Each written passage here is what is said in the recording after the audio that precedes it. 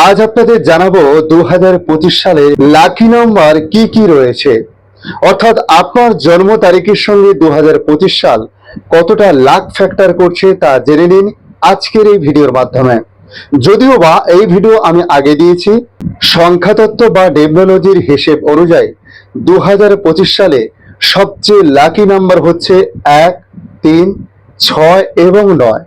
এই চারটি নাম্বার সবচেয়ে লাকি। 2025 এটা টোটাল যোগ করলে দাঁড়াচ্ছে 9, অর্থাৎ 9 নাম্বার।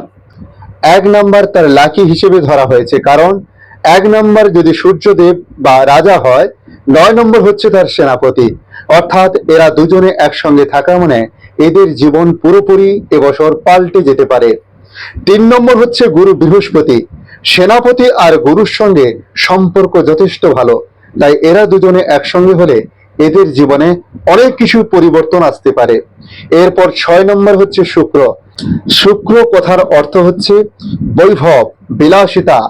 এগুলো যখন সেনাপতির সঙ্গে যুক্ত হচ্ছে, তাহলে এদের জীবনে অনেক পরিবর্তন আসার সম্ভাবনা তৈরি রয়েছে এবছর।